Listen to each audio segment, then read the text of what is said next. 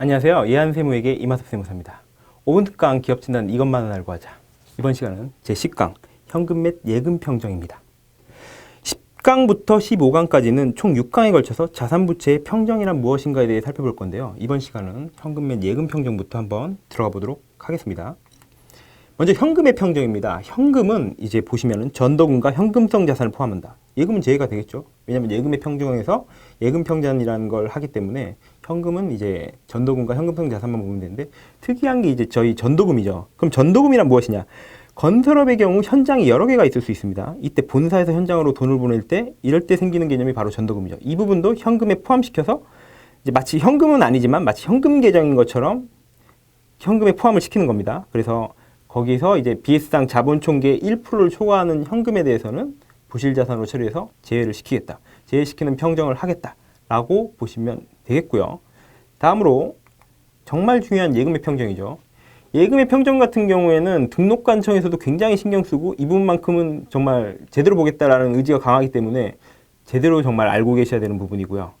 그래서 한번 보시면은 예금 평전의 경우에는 진단 기준일을 포함한 30일 동안의 예금 평균 잔액이라고 말씀드린 적이 있으시죠. 그래서 보면은 이 진단 기준일을 포함한다는 게 또 굉장히 중요한 부분인데 진단 기준을 포함한다는 것은 어떤가요? 진단받는 자가 유리하게 선택이 가능하다라는 거죠.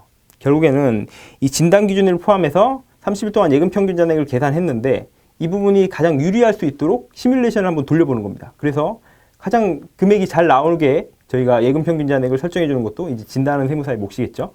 근데 중요한 게 두 가지가 있습니다. 이 두 가지를 반드시 기억해야 되는데 기산일과 종료일은 전체 예금에 동일하게 적용해야 된다. 즉 어떤 거는 기산일과 종료일을 다르게 가고 뭐 이렇게 할 수가 없다는 거예요. 무조건 그 평잔이 잘 나오게 하되 기산일과 종료일은 전체 예금에 대해서 전부 동일하게 가야 된다는 부분이고, 그리고 진단 기준일 현재의 예금 잔액을 초과할 수 없다. 즉 아무리 많아도 우리가 그 진단 기준일 현재 예금 잔액을 초과할 수가 없어요. 예를 들어 저희가 예금 평전을 해봤더니 4억이 나왔습니다. 근데 진단 기준일 현재 예금 잔액이 3억이에요.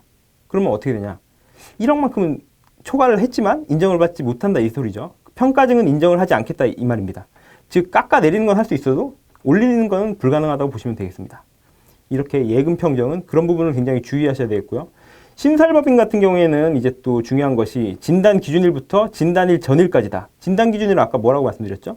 설립 등기일이라고 말씀드렸죠. 진단일 같은 경우는 20일이 지나야 된다. 이 부분 20일 플러스 1일 기억하시죠? 그 전일까지 예금 평전을 계산해서 저희가 진행을 하시면 되겠습니다. 다음으로 예금 평정에 체크하실 부분 중에 또 중요하신 부분을 한번 언급해 드리면은 실질 자산의 취득이나 실질 부채의 상환으로 인해 예금이 인출되는 경우에는 인정이 가능하다. 이 부분은 무엇이냐? 실질 자산의 취득 같은 경우에는 예를 들어 외상 매출금을 회수하거나 법인 차량을 취득하는 경우, 그리고 실질 부채 상환이라는 경우는 외상 매입금을 이제 지급하는 경우, 이런 부분들에 대해서는 평전이 깎일 수가 있어요. 이런 부분들은 실제로 예금이 있는 것처럼 이제 인정하겠다 이거죠. 그런 부분들은 감안해서 이제 예금이 마치 그대로인 것처럼 인정해줘서 깎이는 부분이 없게 그렇게 인정을 해주겠다라는 부분 주의하셔야 되겠고요. 이 부분을 이제 하실 때는 대신에 메모란에 이제 실질자산의 취득과 실질부채의 상환이라는 내용을 구체적으로 어떤 것 때문에 이런 식의 그 평정이 이루어졌는지를 자세히 언급해 주셔야 되겠고요. 그리고 금융거래 내역 제출 시에는 진단 기준을 포함한 60일간 거래 내역을 제출해야 된다 돼 있는데 이 부분 또 굉장히 중요하죠. 60일간 이 거래 내역 동안 이제 돈이 안 빠져나가게 관리를 철저히 해주시는 게 또한 진단하는 세무사가 이제 관리해야 될 몫입니다. 근데 의외로 또 이게 또 지켜지지 않는 경우가 있기 때문에 예의주시해서 이제 계속 언급을 해주시면서 중간중간 또 체크를 해주셔야 되는 부분이에요. 그래서 이 부분 좀 굉장히 중요시 여기셔야 되겠고요. 그리고 보시면은 예금의 명의자는 진단자의 명의로 된 예금만 인정한다. 이렇게 돼 있습니다. 즉 법인의 경우에는 법인 명의로 보셔야 되겠고요. 개인의 경우에는 개인 대표자의 명의로 된 예금만 인정한다는 소리입니다. 저희가 여기서 주의할 것은 법인의 경우에는 발기인 통장에서 이제 법인 명의 통장으로 이제 바뀌게 되는데 이때 발기인 통장의 금액이 그대로 법인 명의 통장으로 이체될 수 있도록 굉장히 주의를 기울여 주셔야 되겠고요. 여기서 만약에 그게 그대로 이체 안 될 경우에는 또 차감되는 요소가 되니까 그 부분 좀 주의해 주시고요. 그리고 질권 설정 등 인출 제한 예금에 대해서는 경업자산, 즉 이것도 빠지는 요소이기 때문에 그 인출 제한 예금은 없도록 또 관리해 주시는 것도 굉장히 중요한 요소라고 보시면 되겠습니다. 이상으로 현금 및 예금의 평정에 대해서 살펴보았습니다. 지금까지 5분 특강 이마섭 세무사였습니다. 감사합니다.